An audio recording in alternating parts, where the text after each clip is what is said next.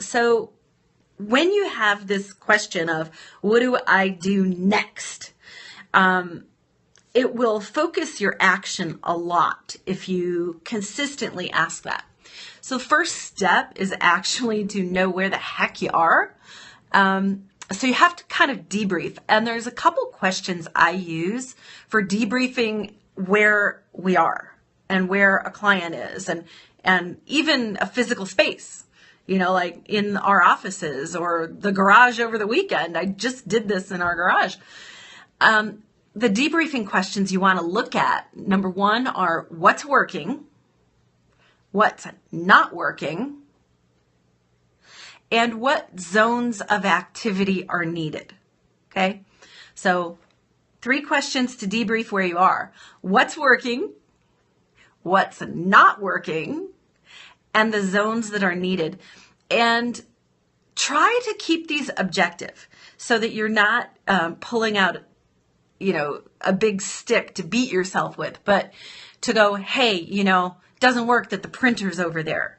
Okay, so you want to keep it neutral. You want to keep it as much focused on your project, the actual results, what's working to give you results, what's not working to give you results.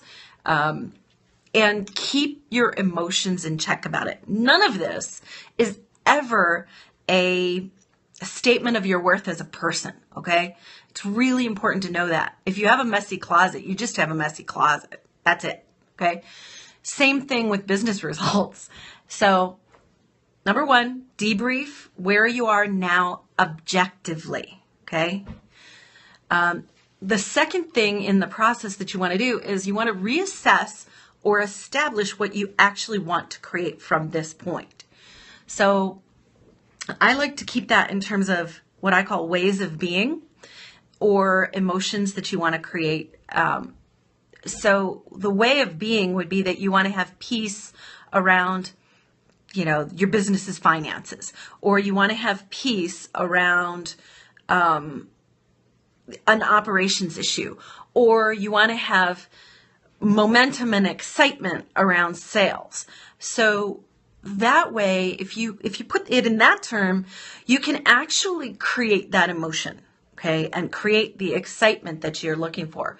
So the goal that comes out of this establishing what you want to create, the goal that comes out of it needs to be quantifiable, measurable, time specific.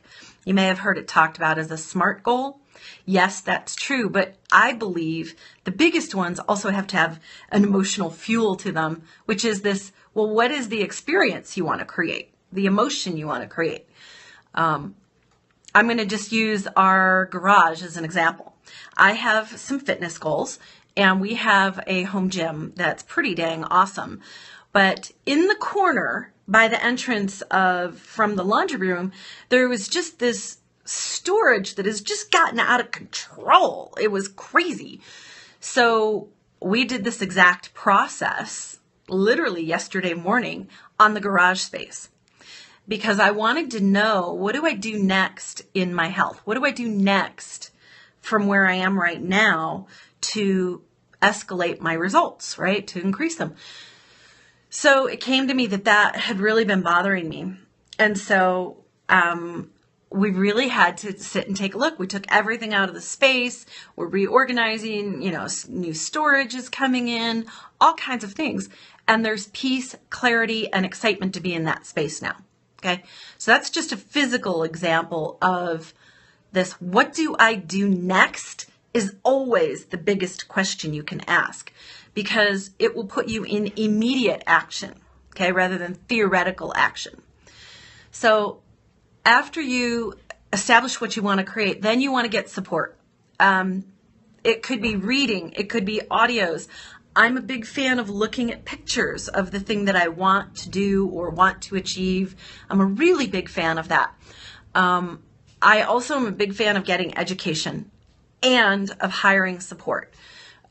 Many of you know that inside my company, we've been looking at doing this webinar. We have an 8-week recorded webinar we've been working on, and it has taken literally a year. It's a major undertaking to do all the structure and the content and the handouts and the slides and all of these different templates and all kinds of things are going into this. We have some other guest experts that are going to come in and talk on it. And so all of that has taken a lot of time to build. Well, this morning we were on a phone call. We're hiring support for it. And so we've talked to 3 separate people in the course of about 4 business days. So the third part of the what do I do next usually involves getting support, whether it's the reading, the audio, the looking at pictures, the getting educated about something, or hiring people that can do what you need done. It's really important. And then the last and most important one, it's not rocket science, folks. You got to decide the next immediate action you can take, and you do it immediately or pretty dang close, because the universe and creativity love speed. So being in action allows the next steps to flow. So we always want to look at it from, the where are you going? But this question, what do I do next, is always getting asked. What do I do next?